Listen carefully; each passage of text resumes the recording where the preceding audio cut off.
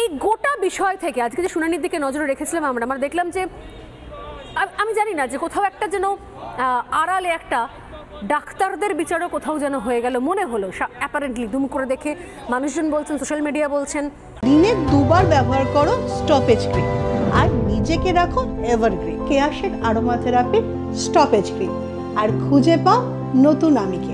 কারণ তাদেরকে আলটিমেটাম দেওয়া হলো 5টার মধ্যে কাজে ফিরতে হবে, নাহলে এরপর সরকার যদি কোনো স্টেপ নেয় তাহলে আদালতের কিছু করার থাকবে না।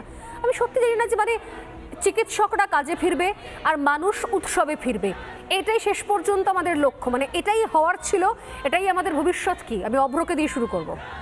দেখুন, মুখ্যমন্ত্রী মমতা বন্দ্যোপাধ্যায় মনে করে এটাই হওয়ার ছিল। উৎসব কেন হবে না? উৎসব হবে, 100 বার হবে, কিন্তু সেটা গণতন্ত্রের উৎসব হতে হবে। এরকম স্বৈরতান্ত্রিক একজন কোনো মানসিকতার মানুষ আমাদের মাথার উপর বসে থাকবেন আর তথ্য প্রমাণ লোপাট করাবেন প্রশাসনিক স্তর থেকে একদম, তারপর উৎসব হবে, এটা তো হতে পারে না। গণতন্ত্রের উৎসব হতে পারে, কিন্তু সেই গণতন্ত্রের উৎসবে কিন্তু এই ধরনের স্বৈরাচারী কোনো একজন শাসককে একদম দড়ি ধরে টেনে নামাতে হবে।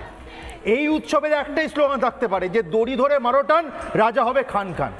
যতদিন না এই স্বৈরতান্ত্রিক মানসিকতার কেউ আমাদের মসনদে বসে থাকছেন, যতদিন উনি বসে থাকবেন, ততদিন কিন্তু কোনো আরাধনা উৎসব অন্যরকমভাবে হতে পারে না। কিন্তু coming back to the topic দিদি, এই যে আরজি কর, আপনি যদি তথ্য ঘেটে দেখেন দেখতে পাবেন 2001-2003 সেই সময়ে দুজন চিকিৎসক মারা গেছিলেন বাম আমলে, এবং তাদেরও কিন্তু মৃত্যুর পর সেই ঘটনা কোনো কিরানা হয়নি।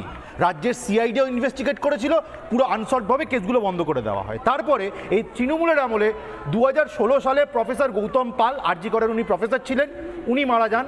ওনার মৃত্যুর কেসটাও সলভ হয় না, কোনো সুইসাইড নোটও পাওয়া যায়নি, উনি নিজের বাড়িতে মারা যান, পুলিশ কেসটা বন্ধ করে দেয়। তারপর 2020-2023 এই মিলে আরও 3 জন চিকিৎসক কিন্তু মারা যান আরজি করেই, এবং আরজি করের এই 3 জন চিকিৎসকের যে মৃত্যুর কেস সেগুলো কিন্তু আনসলভভাবে বন্ধ হয়ে গেছে।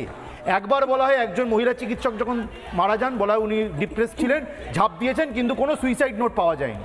আরেকজন মারা যান, একজন ডাক্তার, তার নাম ছিল ডক্টর শুভ্রজিৎ দাস, তার ক্ষেত্রে বলা হয় সেও নাকি ডিপ্রেস ছিল, সে সাইকোট্রপিক ড্রাগ ওভারডোজ হয়ে গেছিল বলে মারা গেছিল।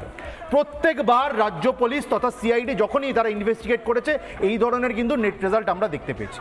আর এইবার যখন অভয়ার সাথে এই ধরনের নির্মম একটা ঘটনা ঘটলো, আমরা একের পর এক সত্য দেখতে পাচ্ছি, উদ্ঘাটিত হচ্ছে, মিডিয়ার একটা বড় রোল আছে, আপনাদের একটা বড় রোল আছে।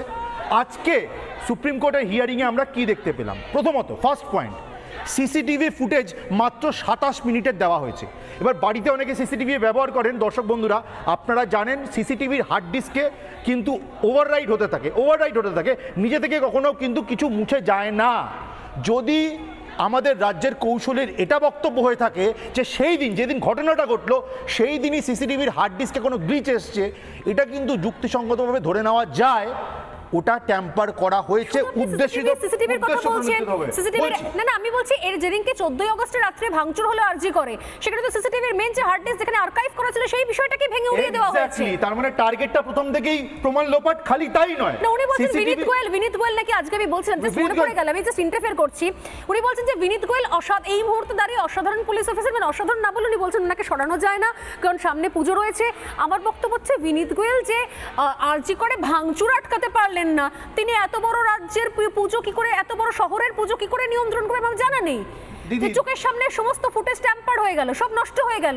উনি বলছেন আজকে সবকিছু আমরা তুলে দিয়েছি, আমাদের পুলিশ তুলে দিয়েছে, আমাদের পুলিশ দারুণ কাজ করেছে, সব তুলে দিয়েছে সিবিআই এর হাতে। ওখানে গিয়ে কপিল সিব্বল ফাম্বল করছেন, কোথায় রয়েছে চালানটা ঠিক খুঁজে পাচ্ছি না, হয়তো ছিল এখন দেখতে পাচ্ছি না, এটা চলছেটা কি এগুলো? দিদি বিষয়টা হচ্ছে বিনীত গোয়েল মহান তো হবেনি, মুখ্যমন্ত্রী মমতা বন্দ্যোপাধ্যায়ের যে প্যারামিটার, উনি যা যা চেয়েছিলেন বা যা যা ওনার এক্সপেকটেশন ছিল বিনীত গোয়েলের থেকে, উনি নিশ্চয়ই সেগুলো স্যাটিসফাই করতে পেরেছেন। তাই মুখ্যমন্ত্রী মমতা বন্দ্যোপাধ্যায়ের চোখে উনি দোষী নন বা অ্যাকিউজড নন। আজকে জুনিয়র ডাক্তাররা এতক্ষণ ধরে ওখানে অপেক্ষা করে ওনার হাতে একটা শিরদাঁড়া আর একটা দাবিপত্র তুলে দিয়ে এলো, তারপরও ফেভিকুইক নিয়ে উনি নিজের চেয়ারে চিপকে বসে আছেন। কতটা নির্লজ্জ হলে কেউ করতে পারে? বিনীত গোয়েল কী কী করেছেন ওর লিস্টটা বহু লম্বা। আমরা দেখেছিলাম যখন হাইকোর্টে ম্যাটারটা শুনানি হচ্ছিল, দুটো চালান, এটা চালান ফর্মের কথা বলা হচ্ছে 5371 আর 5363, পোস্টমর্টমের সময় এই দুটো ফর্ম কিন্তু দেওয়া বাধ্যতামূলক। কিন্তু সুপ্রিম কোর্টে আজকে আমরা জানতে পাচ্ছি সিবিআইকে যখন কেস ডায়েরি দিয়েছে পুলিশ, এই দুটো চালান হাওয়া করে দিয়েছে। এটার পেছনে বিনীত গোয়েলের কি হাত, এই উত্তর বিনীত গোয়েলকে দিতে হবে। আর যদি তৃণমূল নেত্রী তথা আমাদের রাজ্যের মুখ্যমন্ত্রী মনে করেন এইসব কাজ করে বিনীত গোয়েল দারুণ কাজ করেছেন, দর্শক বন্ধুরা আপনারা বিচার করুন। খালি তাই নয়, বিনীত গোয়েলের তত্ত্বাবধানে, কারণ উনি তো সিপি, উনি মহান সিপি, ওনার তত্ত্বাবধানে আরও কি হয়েছে বুঝুন। ভ্যাজাইনাল সোয়াব যেটা 4 ডিগ্রি সেন্টিগ্রেডে প্রিজার্ভ করতে হতো সেটা করা হয়নি। সেটা করা হয়নি মানে ফরেন্সিক এভিডেন্স পুরোপুরি ট্যাম্পার্ড অথবা কন্টামিনেটেড যে হয়ে যায়নি তার কোনো গ্যারেন্টি নেই। আর কজন ধর্ষক ছিল এবার ধরা পড়বে কিভাবে?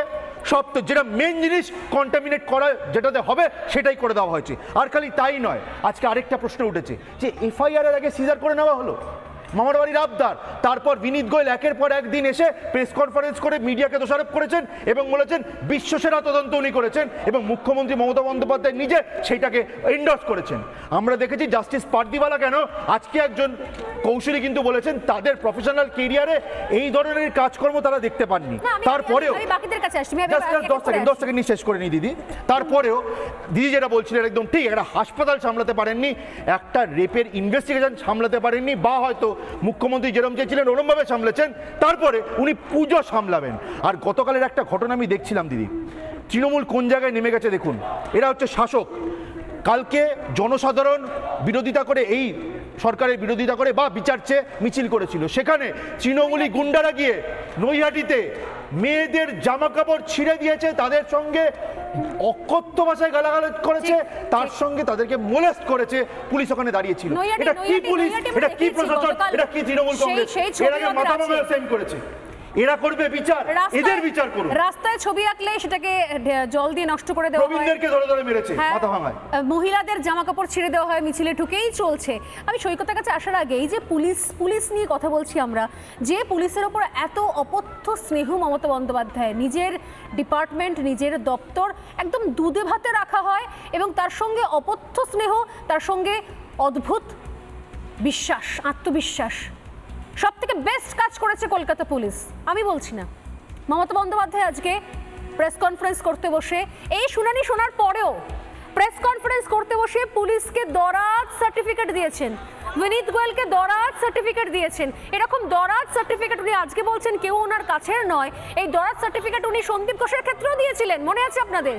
বলছিলেন যে বারবার পদত্যাগ করতে চাইছি, আমি ওকে ডেকে বোঝালাম, বুঝি তিনি সঙ্গে সঙ্গে পরের বেলায় তাকে অন্য একটা জায়গায় ট্রান্সফার করিয়ে দিয়েছেন।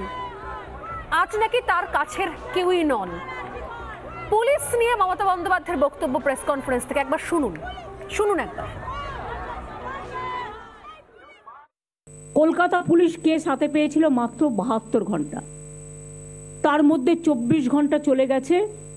24 ঘন্টা কেন বলবো, হ্যাঁ 24 ঘন্টা তো বটেই চলে গেছে পোস্টমর্টেম এবং ক্রিমেশনের প্রসেস করতে। পুলিশ কি করেছে 24 ঘন্টার মধ্যে? 12 ঘন্টার মধ্যে দোষীকে গ্রেপ্তার করে, ওইটুকু সময়ের মধ্যে যতটুকু ইনভেস্টিগেশন করার সুযোগ পেয়েছে।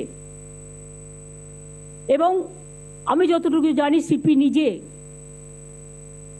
যিনি ডিডির দায়িত্বে আছেন মুরলি, তাকে তার বাবা মার কাছে পাঠান এবং ভিডিওগ্রাফি সিসিটিভি ফুটেজ সব দেখান, যাতে তারা বুঝতে পারে তদন্ত কোন পর্যায়ে আছে। কারণ তদন্ত চলাকালীন সবটা বাইরে বলা যায় না। কলকাতা পুলিশ কমিশনার আমার কাছে নিজে এসছে অনেকবার পদত্যাগ করার জন্য, গত 7 দিন আগে। পুলিশ দেখবে না ল অ্যান্ড অর্ডার প্রবলেম হতে পারে? ভাগ্যিসে কদিন পুলিশ সামলেছে, শান্তিপূর্ণ মার খেয়েছে, নিজেদের রক্ত দিয়েছে, কিন্তু তবুও কারো রক্ত নেয়নি। আমি এটা ওদের অ্যাপ্রিসিয়েট করি। সাথে সাথে আপনাদেরও বোঝা উচিত সবার, পুলিশও কিন্তু আপনাদের সারাক্ষণ পাহারা দেয়। তারাও কিন্তু আপনাদের মতো মানবিক জীব, মানুষ, তারাও কিন্তু মানবিক মানুষ, তাদেরও সংসার আছে, তাদের পরিবার আছে। যাকে পাচ্ছেন তাকে নিয়ে যা ইচ্ছে তাই বলে যাচ্ছেন কেউ। একবার ভাববেন না আপনার পরিবারকে তুলে যদি কেউ এই কথা বলে তাহলে আপনার কি হবে?